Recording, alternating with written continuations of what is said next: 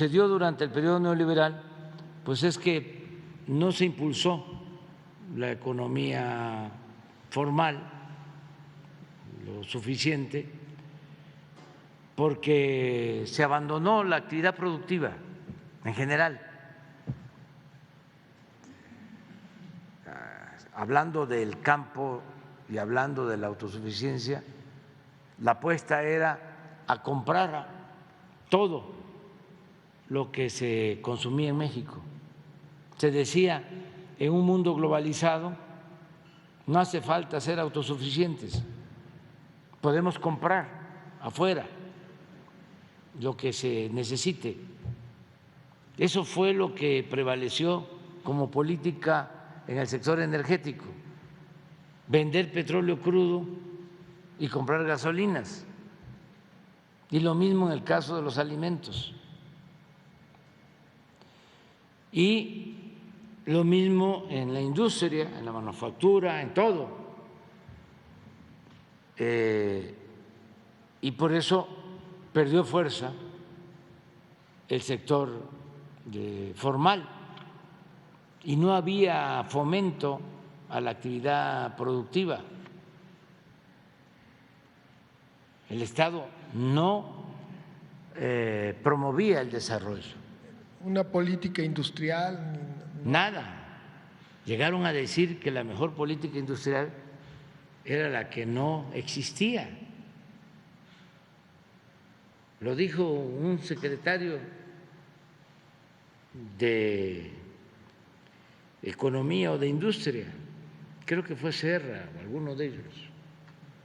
Por ahí está el dato. A ver, busquen la información. Para los jóvenes, pues, la mejor política industrial es la que no existe. Un secretario. Les voy a dar otra, ¿no? Bueno, la de ASPE, que es conocida. Esa es de que no hacía falta producir en México, porque en un mundo globalizado podíamos comprar lo que necesitáramos en el extranjero. Ese es ASPE. Y un genio reciente, secretario de Economía, con cuño de Salinas de Gortari,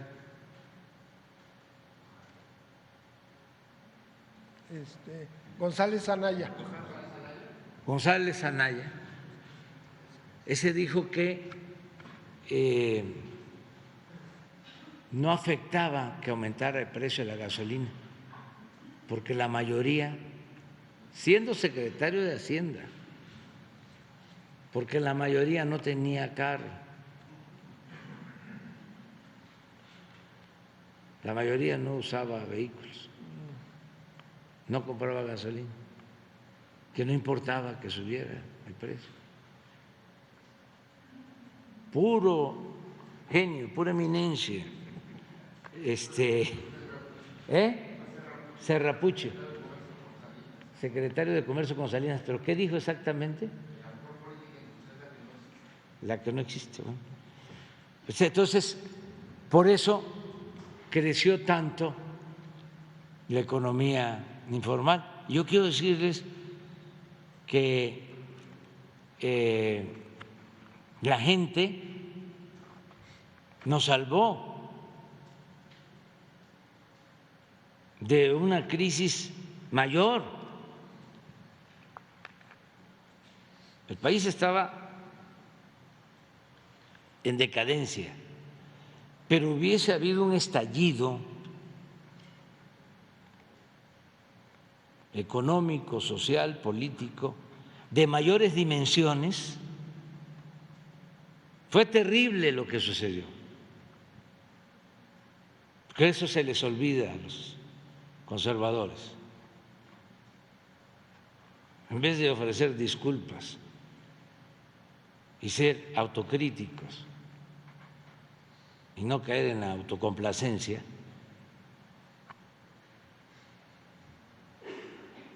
en vez de eso, se les olvida de que si no ha sido por la gente que empezó a buscarse la vida como podía,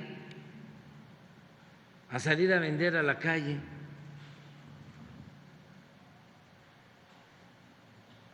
y esa economía fue la que permitió estabilidad. Dos válvulas de escape. Sí, la economía informal y los migrantes. Esos son héroes. En vez de quedarse y optar por actividades ilícitas, muchos jóvenes se lanzaron a buscarse la vida, a trabajar honradamente en donde habían oportunidades, y ahora, ¿cómo no van a ser héroes si este año casi nos van a enviar a sus familiares 60,000 millones de dólares? Por eso no hubo un estallido social mayor. Imagínense si no se hubiesen salido alrededor de 600 hasta 800,000 mexicanos por año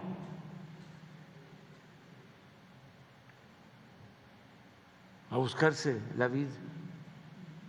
¿Qué hubiese pasado con el país? Pero qué sabio el pueblo, ¿no? Ya cuando se había tocado fondo con el proceso de degradación progresivo, con la decadencia, dijo el pueblo: basta. Y se inició una transformación. ¿Y qué ha dejado esta transformación? Aunque les incomode, les moleste: gobernabilidad. ¿Dónde está el país?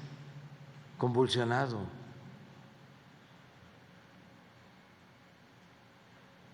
Tenemos estabilidad económica. Nuestra moneda es la número 1 después del dólar en el mundo. Estamos recuperándonos de la pandemia, enfrentando la crisis de la guerra Rusia-Ucrania, estamos recuperando empleos perdidos por la pandemia. ¿Por qué no pones el reporte de hoy? Aquí está el director del Seguro Social por el tema de la formalidad, los empleos formales. Cómo ahora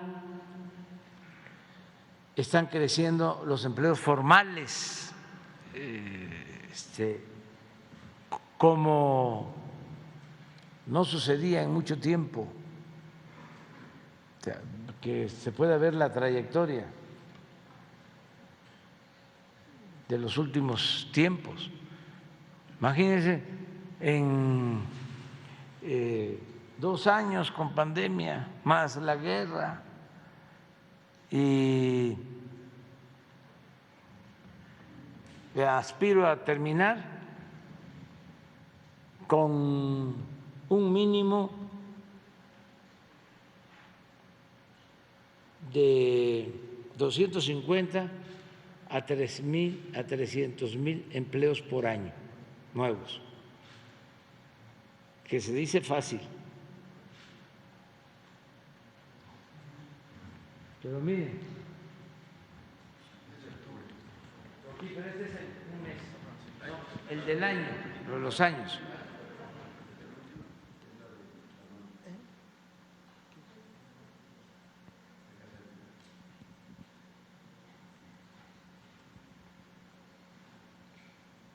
Esto es muy importante. Entonces, si hay opciones, mire esto. Aquí entramos.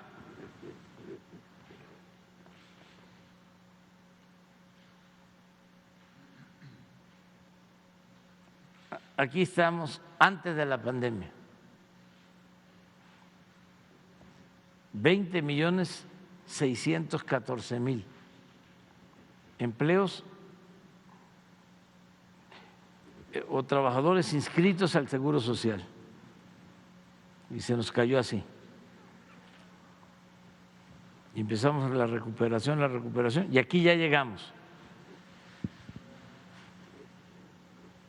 En octubre del 21 a 20.768. Se superó el nivel previo a la pandemia y empezamos a subir, bajábamos aquí.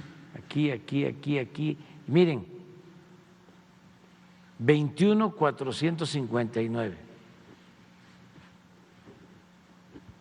a 20.614. Estamos a menos de 200.000 de tener 1.000.000. Después de esto.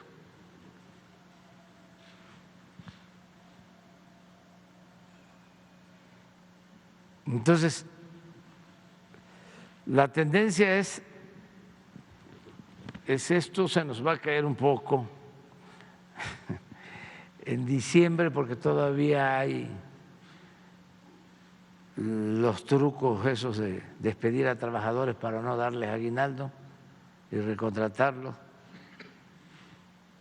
Pero es pecado social, para el que lo hace. Nada más que se acuerden de eso. Pero nos vamos a ir para arriba. La economía está creciendo y están creciendo los empleos. Y hay algo que también es muy importante, muy importante.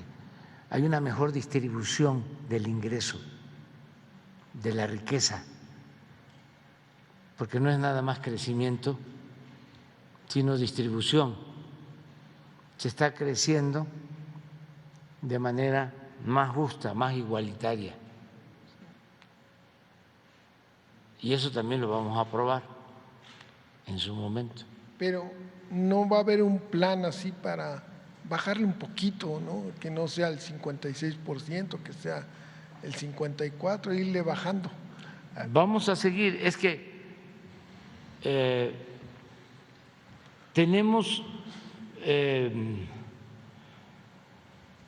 muchas oportunidades para que siga llegando inversión extranjera. Muchas. Está creciendo la inversión extranjera cada vez más. También récord. Nunca había llegado tanta inversión extranjera. Y luego se ha impulsado también mucho la inversión pública. Imagínense, estuve el fin de semana revisando refinerías,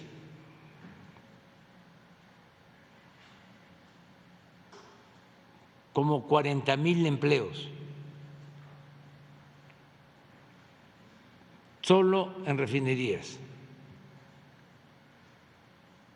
hasta ahora, pero va a llegar a 50.000 empleos. El Tren Maya va a demandar como 200.000 empleos adicionales y sobre todo la inversión extranjera que va a continuar llegando. Va a crecer, lo anticipo, mucho, como nunca. Va a ser histórico el turismo.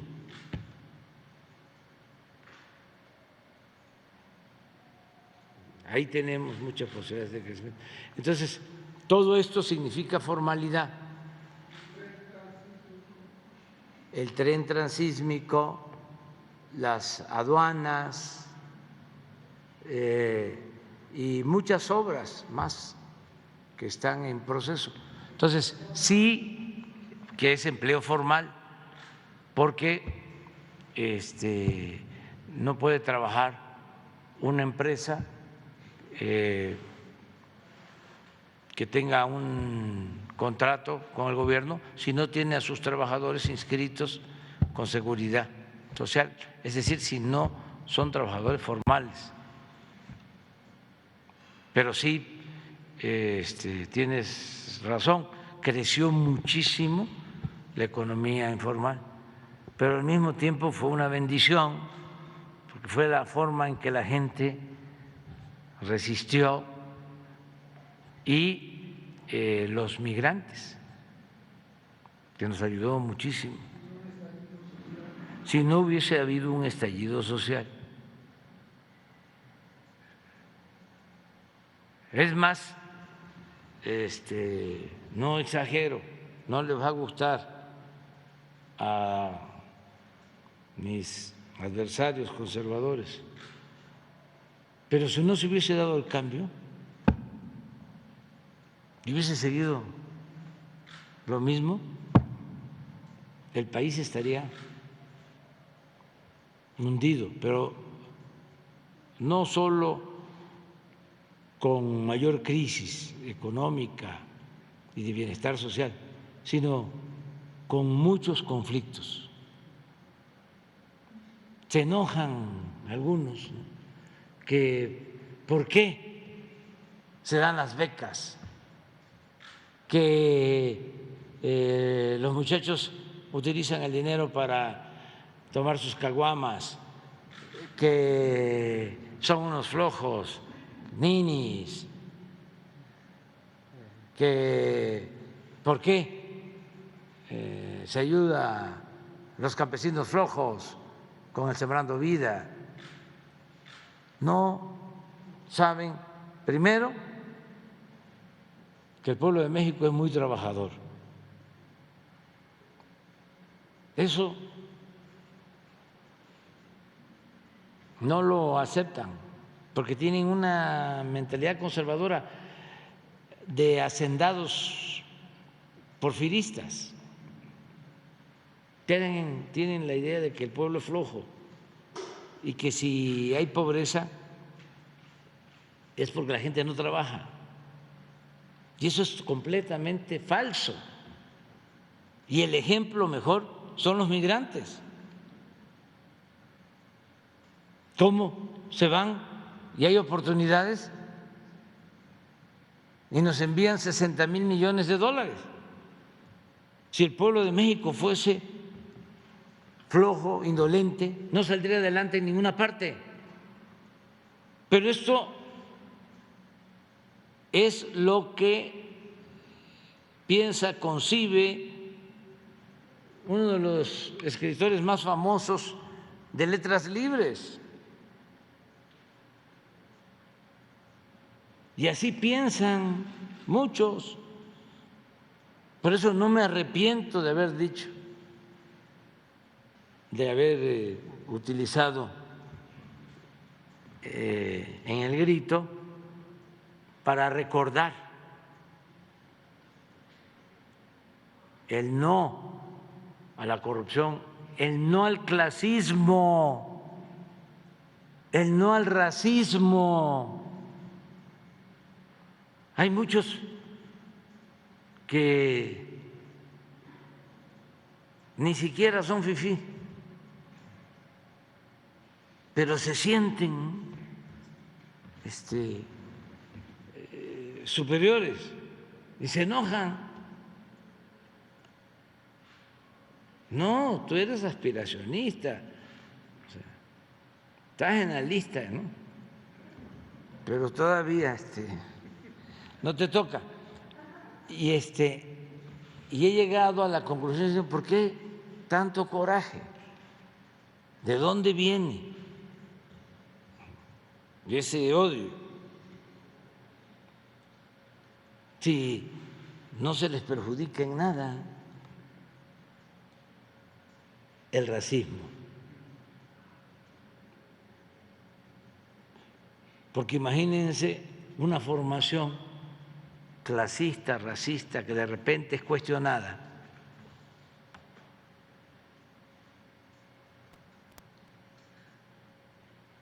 Que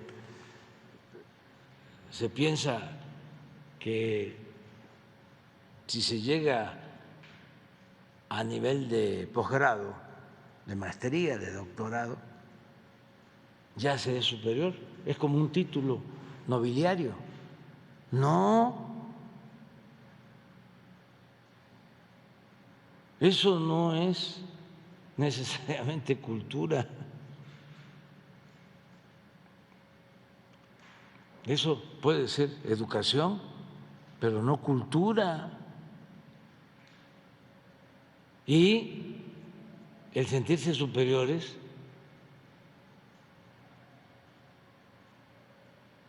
estoy hablando de intelectuales, racistas, clasistas. Ese es el coraje. ¿Cómo los nacos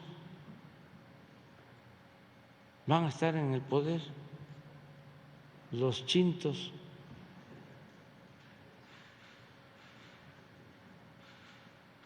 ¿Cómo el pueblo? La chusma.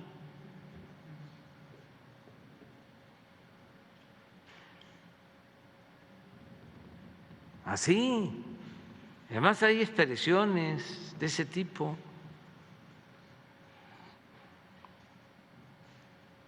Y es mucha molestia, mucha molestia. El otro día estaba viendo un Twitter de Carmen Aristegui. Imagínense cómo decía un crítico ruso de literatura, Bielinsky, criticando a Gogol, decía: no cabe duda que cuando una persona se entrega por entero a la mentira, pierde hasta la imaginación y el talento. Ya cuando se cae en la deshonestidad, se pierde imaginación, se pierde talento. Y eso se advierte, por ejemplo, en Vargas Llosa. Ya no vuelven a tener la creatividad de antes, porque ya se volvieron de la realeza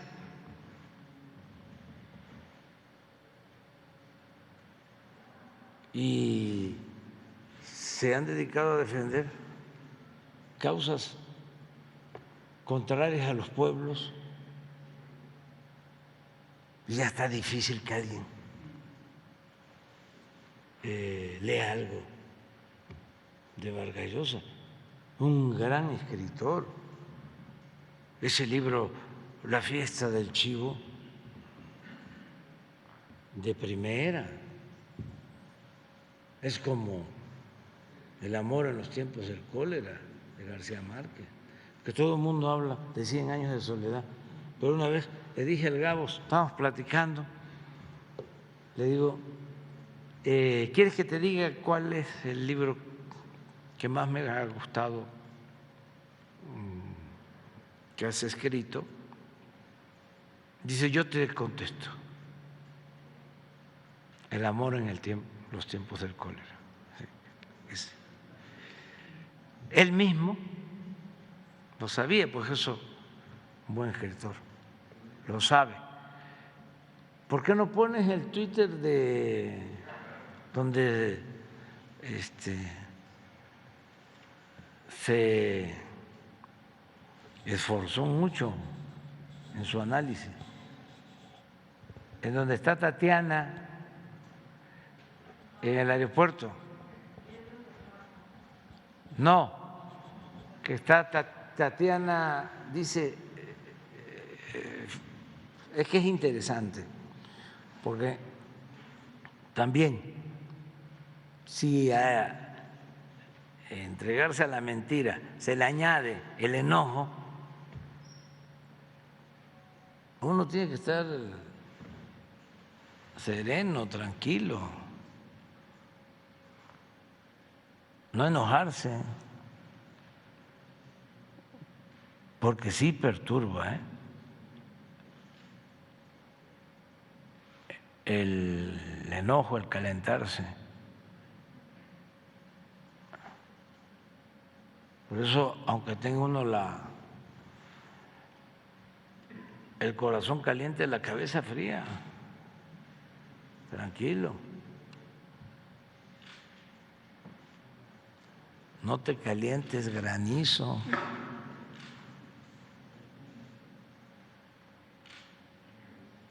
Es que es interesante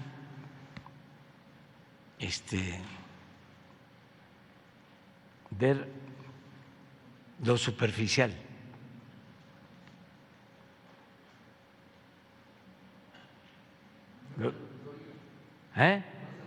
No, es parecido, porque pues están así como actuando sincronizados. Son bastante, muy enojados. Por lo mismo, porque se está llevando a cabo la transformación.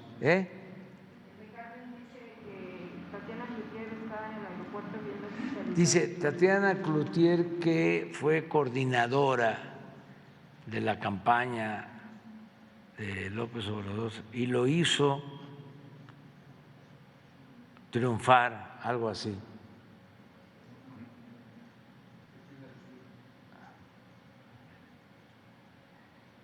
Estaba sola en el aeropuerto viendo su celular. ¿Saben? Es de sentido común. Eso de estar viendo el celular en los aeropuertos, yo creo que es la mayoría de la gente que se sientan, bueno, y ahora hasta en la mesa, cuando invita uno sobre todo a los hijos, ¿no? Tiene uno que estarles diciendo, ¿qué pasó? Vamos a platicar. Deja esa chingamuza.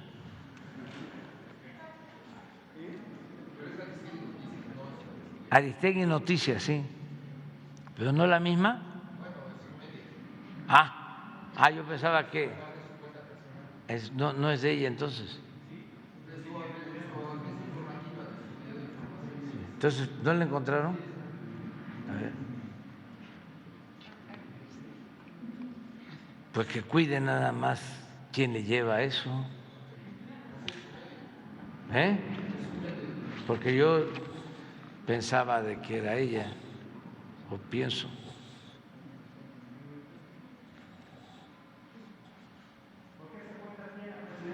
Dice a la jefa de campaña presidencial que llevó al poder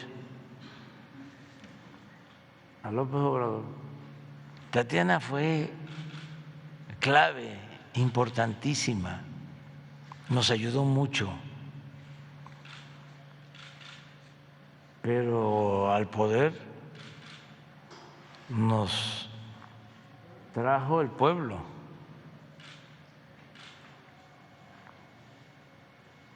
Fue vista en una sala de espera usando su celular. Bueno, adelante.